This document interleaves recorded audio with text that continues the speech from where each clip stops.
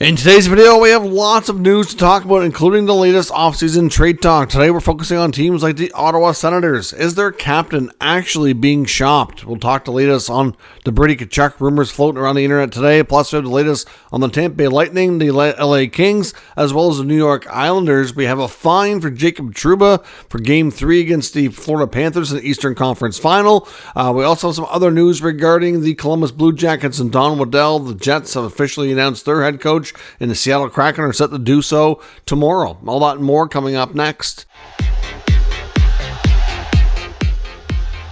Well, welcome back to another video here at Top Shelf Hockey. As I mentioned, we have lots to talk about here today. Let's kick things off with the latest updates from the Stanley Cup playoffs. Of course, yesterday's matchup between the Rangers and the Panthers was early, so we've already recapped that game in last night's video, but we do want to talk a little bit further about the fallout from it, and we'll set up tonight's Oilers-Dallas matchup as they head to Edmonton for Game 3. Of course, one of the big talking points from the game yesterday between the Rangers and the Panthers was the Jacob Trouba penalty, whether or not it should have been a major. He had the chicken wing out going after Evan Rodriguez, and it's taken a lot of debate today. I know I had a post on Twitter because I was kind of not... I was in disagreement with watching Hockey Night in Canada and the panel and the view from Kevin Bieksa, and that post has kind of blown up to get tons of responses, most of which had the same opinion as me, but a fair bit of opposite as well, which is totally fine. I always enjoy a good, healthy debate. But Jacob Trouba was fined today by the NHL Department of Player Safety, $5,000, which I know seems like a slap on the wrist, but that is the maximum they're allowed based on the CBA. I really like to think that the next CBA, that the fines are going to be updated, because that's chump change for these guys, and they're not going to change behaviors over such small amounts of money. But he was fined for the elbow against Rodriguez in that game. Essentially, it was called a major penalty, and then it was rescinded down to a minor. He was already in the process of getting another minor penalty, so he was given 4 minutes to get 2 minors. But essentially, in case you missed it, I mean, Rodriguez is starting to go by Trouba. Trouba's caught flat-footed. He's beat to the inside, and essentially he lunges and sticks to him. And now I understand defensemen like to get that forearm up, the forearm shiver to the chest or whatever, the slow guys down. That's fine. That's within the rules. You don't really hear a lot of complaining about that, but oftentimes, we've seen it too many times, where Jacob Trouba gets that chicken wing up and goes after people's heads. Now, he may not be trying to get them in the head. I'm not saying it's all intentional, but it happens a lot where he's had a lot of really close calls. And sometimes there's been contact in areas that's too high. Now, a lot of Trouba's big body checks, for the most part, a lot of them have been clean. And there's been the odd one that I didn't like. But generally speaking, I do like his big hits, and they typically are clean majority of the time. But look at the last series against the Carolina Hurricanes. He pretty much came in like a madman, and like he had the chicken wing up, left his feet, and flew into the boards trying to take out Marty Necas. Like, he almost took his head off. Like, he's trying to give more flying elbows here than Macho Man Randy Savage did in the 1980s in the old wrestling. Like, holy cow. Like, get that chicken wing down and stop with the elbows. Like, you want to get the forearm out and use the forearm when you're defending? Do it properly. Like, I know it's just kind of crazy. So Trouba, to me, I think he's been given a lot of leeway, because for the most part, his hits have been clean, but lately, these last couple instances with the elbows, he needs to take the elbow out of it. So he has been fined $5,000, and that's the end of the story. I did personally, like I said, with the fact that it was not a major penalty, I thought there should have been a fine. I don't think it was vicious enough to be suspendable play or anything of that nature. I wasn't calling for Trouba to be suspended. I just personally, listening to BX defend him, and I totally disagreed with his take on it. But at the end of the day, I think the NHL got this right. If it's going to be a minor penalty, then I think there could be supplemental discipline like a fine. And you got to remember, just because something wasn't called on the ice, it doesn't mean player safety won't get involved. A lot of times when players are fined or suspended, a lot of those plays were uncalled. So it happens, and happens a lot. And of course, tonight, like I said, the Oilers and Dallas Stars do battle for Game 3. We do know of one significant lineup change for the Edmonton Oilers. Ryan McLeod will sit this one out. Coach Knobloch's calling this a bit of a reset for him. And Adam Henrique is ready to go after missing 7 games. We'll be back in. We already knew Henrique was likely going in tonight. A little surprised it's McLeod that's coming out, but at the same time, I do get it. He hasn't really produced the way that they would like him to, and Knobloch made it known that we're probably going to see McLeod back in a series sooner than later. So, like I said, it's just a reset for him. We'll see if that lineup change works out for them. Henrique going in should be a good thing, so we'll see. They'll definitely lose a little bit of speed, though, with McLeod being out. On the Dallas side, it's expected that Roope Hintz is going to play, but technically, according to Peter DeBoer, he is a game-time decision. So we won't know just yet. By the time this video makes it to YouTube, the game will already be underway, but right now, as I record this, warm-ups have not started. The game has not started, so I don't know, but Hintz is...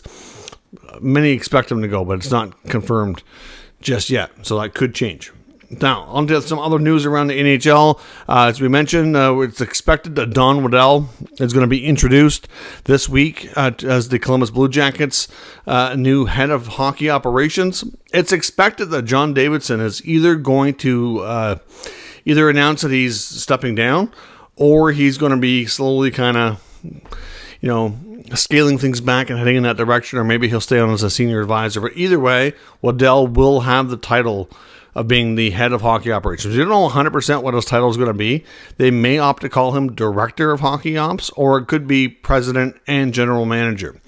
It may not last that long because it is expected that there will be others joining the front office within the Blue Jackets organization. Waddell will oversee it, but he's not going to be probably the GM for very long. It is still heavily rumored and expected that Ken Holland could also join the Blue Jackets, and Ken Holland's son as well. Holland and Waddell certainly do know each other well. They've worked together before. So there is history there, and it's expected that Waddell, when it's all said and done, may end up being like more of a president role, and Holland could end up being more of the GM. Hard to say. There was a lot of speculation that Holland was going to retire, but we'll have to wait and see if this is all confirmed. The only part we're likely going to get confirmed here in the next few days is that Waddell is joining the Blue Jackets. We'll get confirmation of what his title is, and we'll kind of go from there, and hopefully in the short term get clarification on Pascal Vincent and the coaching staff. Certainly, if they're going to be let go, they need to be advised sooner than later so they have an opportunity to try to find other employment. So we'll see. But right now, Holland's still very much linked to the Blue Jackets, but all indications are from all the reporters and insiders that Waddell is 100% going there. The Winnipeg Jets today did introduce Scott Arniel as the new head coach. Of course, we confirmed a few days ago that he indeed was going to be the new coach. So he's officially introduced. They had their press conference. They're going to be hiring 2 assistant coaches to fill out his staff. One of the assistant coaches from last year, Brad Lauer, who was responsible for the power play, will not be returning. So he's on to other things. And, of course, Arniel himself was an assistant before, so they need 2 assistants to replace those guys. They're going to get to work on that here in the next little while. They're not going to rush. They want to make sure they get the right people. But this week, they'll be starting to reach out to potential candidates that they'd like to talk to for those vacancies. Now, on to some other coaching news. The Seattle Kraken are expected to announce their new head coach as early as tomorrow, and that's likely going to be Dan Bylsma. All signs point to Bylsma being the new head coach of the Kraken, which is not a surprise. I kind of wondered why things might have been taking so long to get confirmed and announced. There's because the AHL team that he's leading for the Kraken and the Kraken organization is still in the playoffs. They're set to start the conference finals on Wednesday against Milwaukee. So certainly they're going to take a quick break on his off day to announce him as the new head coach of the Seattle Kraken. He's done a phenomenal job at Coachella Valley in the last few years since he joined their organization with the minor leagues there, and clearly, he knows a lot of the players that are going to be up and coming, getting into that Kraken lineup. So it makes sense, and he's done a great job. It's been 7 years since he's last been a head coach in the NHL after having a longer-term run with the Pittsburgh Penguins. He coached a couple of years with the Buffalo Sabres, and it's been 7 years now since he departed that gig, and has been in other roles, either as an assistant coach or in the AHL head coaching role since then. So he's put in lots of time. Of course, he's got a Stanley Cup to his name, so it's not like he's not well experienced, and We'll see how things go in Seattle, but we should get the new announcement on that coming, I believe, sometime tomorrow. On to some other news around the league in the Rumours section. I know there's an article I came across today, part of the hockey news, regarding the New York Islanders from author Stefan Rosner. Stefan's talking about some of the things we may see with the Islanders this offseason, and he's speculating about the possibility of Captain Anders Lee maybe being somebody that they move on from this offseason. Of course, it talks about some of the names that they might be looking to either trade or buy out to change things up. Clearly, the Islanders are looking for change the roster a bit, and they also need to find some cap space. So we've talked before in recent days that Jean-Gabriel Pageau is also a candidate to keep in mind that could be in that same kind of category. I was a little bit surprised to hear Captain Anders Lee is somebody that he expects them to take a long look at there as well. Of course, Lee originally had signed a 7x7 contract back a number of years ago, 5 years ago now. He has 2 years left on it, $7 million. For the most part, you could say it hasn't been too bad, but of course, when he was hitting free agency and signing that contract, he had a couple of years where he hit 40 goals, and I think he was in the high 30s a couple times. So like those numbers have been down, but he has been pretty consistent in that that high 20 range. So he's not like he hasn't been productive, and of course, he's still a good player and does a lot of good things. Still a good leader, lots of great things for the community. Like there's lots of value there in what Anders Lee brings to the table. So, I mean, obviously 2 years on a buyout wouldn't be terrible. They would save a decent amount of cap space, but at the same time, if they could trade him or trade him with retained salary, if they really want to move on, might be the easier way to go about things. I mean, trading Lee with a $7 million price tag might be challenging, but trading him with a $4 or $5 million salary, for example, might prove to be a lot easier. So we'll have to see. Obviously, the Islanders are a team that I would think would be undergoing a fair bit of change, especially after new head coach Patrick Waugh had a chance to run that team for part of the year. I'm sure he'll have lots of things and input for Lou Lamoriello. Of course, Lou's calls the shots. We know that. We know that sometimes Lou's loyalty, in my opinion, kind of gets in the way a little bit. It's been a few years now of that team with the same group, not really seeing much in the way of change and not getting any better results. You think more change has to come this summer. So obviously parting ways with the captain would be a significant move. Now, one name to watch for in the trade market in the next month or so as well is Tanner Jeannot, the Tampa Bay Lightning. Tanner Jeannot was a player that the Lightning really liked, paid a hefty price for to get him from the Nashville Predators. I think it was 4 draft picks they gave up. It was pretty crazy. I mean, he came up the hard way, spent enough time in the minors through the East Coast League, through the AHL, into the NHL, had a solid rookie campaign. He was producing offensively. He was dropping the gloves. There was lots of the grit, not only was the grit that was there, but the ability to score was there. Right, so it was a player the Predators really liked and were really fond of, but when they were offered that much of a return, they had to say yes to it. So ultimately, he went to Tampa. Of course, Tampa's had a lot of turnover because of the cap in the last few years, and he has not worked out. Things have not been good for Jeannot. I mean, we've even seen times in the playoffs when he's been a healthy scratch.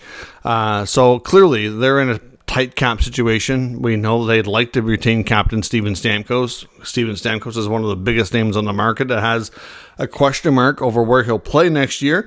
I think if the team and the player has their way, Stamkos would be a Lightning again and would remain there for the rest of his career. But, it's not easy to do. Steven Stamkos, I'm sure, will probably play for a fair price and a team-friendly price. But how team-friendly is he willing to go? On the latest podcast of Elliot Friedman and Jeff Merritt, 32 Thoughts, Friedman does mention Jeannot as a prime trade candidate that he fully suspects Tampa will look to use to free up some space to accomplish those other things like retaining Stamkos.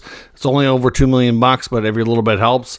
And we'll see what happens. I know Merrick went on to say that he thought a team like the Calgary Flames made a lot of sense for Jeannot. Obviously, the acquiring team is going to probably pay Tampa far less than they paid Nashville to acquire his services. And clearly, it's not a huge contract. There's not a huge amount of term. So it's not a big risk. But it is somebody who could probably benefit from another change of scenery and a fresh start somewhere else to see if he can get back on track and accomplish some things like he did when he was with the Nashville Predators. So watch for Jeannot to be likely on the move. Of course, we know the LA Kings goaltending situation is certainly debatable on how that's going to go. We know that David Rittich is back. A lot of speculation that Cam Talbot won't be. We can't say 100% that he won't be at this point, but expectation is that they're probably going to, at the very least, before they offer him a contract, is they're going to explore the market and see what else is out there via trade and free agency first. If all else fails and he's still available, maybe they come back to him. But, it doesn't look like that's likely the direction they're going to. I mean, they obviously lost confidence in Talbot later into the season and into the playoffs, and I don't really think the odds are great that they go down that road again unless they can't accomplish a trade or find a free agent contract that they feel makes sense for them elsewise. But a name to watch is Minnesota's Philip Gustafsson. Gustafsson would be a player that the LA Kings could acquire. He's not making a ton of money. Again, he had a really good first season in Minnesota, had a lot of regression last year, but maybe, again, a fresh start, new team, solid defensive style in front of him might be a way for him to find a new home and start thriving again. So it would be an opportunity to get a guy that has starting experience that's still on the younger side of things. So if it does work out, that clearly he could stay for a while and be the goalie of the present and the future, so to speak, and at the same time wouldn't cost them a fortune. We've seen these two teams hook up on deals before, so it wouldn't be shocking to see them talk again. We've also seen some other reports from reporters that focus on the California team suggesting that it could even be a interstate trade between the Kings and the Ducks. We know that John Gibson is a player that's reportedly wanted out of the Ducks organization for a few years. They have reportedly made attempts to move him, but never really found a trade that they thought made sense for them, so they've never really gotten anywhere close to that point. Could he move such a short distance to the Los Angeles Kings? It'd be real easy for him from a personal standpoint. I know there's some apparently within the Ducks organization that feel it might not be a great move because he's, it's a rival. It's obviously a close division team that, if he goes there and he starts becoming the old John Gibson and thriving again, it would look bad on the organization. But it's like, you know what? You got Lucas Dostal. He just won himself a gold medal at the World Championships. He clearly outplayed Gibson this past year. To me, I think you're ready to move on to Dostal anyway. So why not give him a chance to run with the job and let Gibson move on finally? If the LA Kings can take Gibson's contract, to me, I think I don't really care that it's a rival. If it's the best deal and it makes sense for you, you make the trade to try to make your team better. And to me, that's the best way to go about things. Now, the other thing I want to touch on quickly as well is there is apparently another big rumor around Brady Tkachuk hitting the internet today. I know I've seen some talk, and it all stems from a radio hit where basically nothing was ever said or confirmed, and somebody just kind of ran with it and started writing articles. But this happens sometimes, taking things out of context. But essentially, we know that St. Louis media, there's been a couple of occasions. It started with Andy Strickland, who covers the Blues, and then there was somebody else too. Basically wrote articles or had podcasts where they were just talking about, hey, do you think with the fact that the Senators haven't hit expectations, do you think there's a chance that Brady Tkachuk could get frustrated and want to get moved? And if he did, that he would want to come home to St. Louis. And there's been a lot of talk about, well, what would it take for the Blues to pull off a trade? It's just hypotheticals. That's all it is. But at the same time, some people think some of those rumors are more serious. I've seen a lot of Sens fans stressing over it. I know Pierre LeBrun of The Athletic finally talked to Steve Staios today, the GM of the Senators, who said he called it BS. He said, there's absolutely nothing to it. I am not shopping Brady Tkachuk. He said, I'm trying to build a team around Brady Tkachuk. I don't know where these rumors are coming from. We're not having any trade conversations around him, and it's just that. He said, I wish it would stop.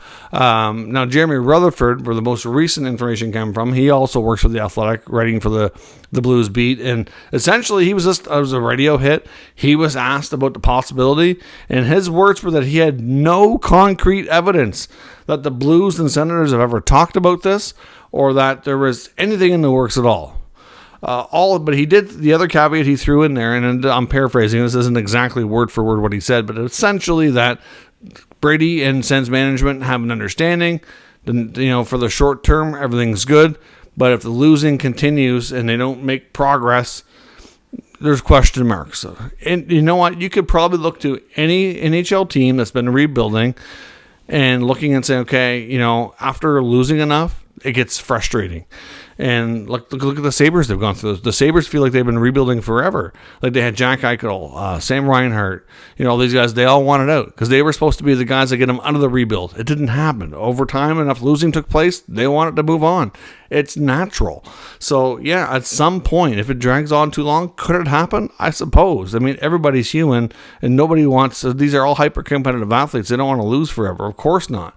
But at this point, there's absolutely no concrete evidence to suggest that Brady is being shopped. Like some of the headlines have suggested. It's not the case, but like I said, will teams inquire if they think he's frustrated? Sure, they might. He's a great player. I wouldn't be surprised if teams check in on him all the time. They'd probably be crazy not to. But like I said, we've got the record set straight here from Steve Staios that they're not shopping him. But and I've also said before, you can't take everything they say at face value because they're not going to reveal to you what they're working on behind the scenes because it changes the value of things and, they don't want other teams to really know. So he's not going to come out and say, yeah, we want to move him. Like they're not going to do that either. But at the same time, there's no reason to think that they actually would want to. They do want to build this team around him and have it be successful. The new owners haven't been there for very long. So they're going to want to have ample time to have a crack at that before they ever reach that point. So, obviously this is the second time it came up. The first time it came through Ryan Whitney. Clearly, this tells me that there must be somebody, because these guys would have connections to the Tkachuk family to some degree. So I kind of wonder, and it wouldn't be shocking to find out that somebody from that's either close to them or in the family or to some degree is just planting little seeds so that if things, just kind of reminders that if things don't improve, this could happen. And I think that's all it is. So, in a couple of years' time, if things don't get better, should you be worried? Yes, you should. But until then, don't stress about it. Give them time to figure it out, and we'll see what happens. So let me know your thoughts on all of today's news and rumors down in the comments. We'll discuss further. If you're new to the channel, of course, make sure you subscribe and stick around. We'll keep you up to date with all the news, rumors, and analysis of all 32 NHL teams. Thanks for watching. I'll catch you next time.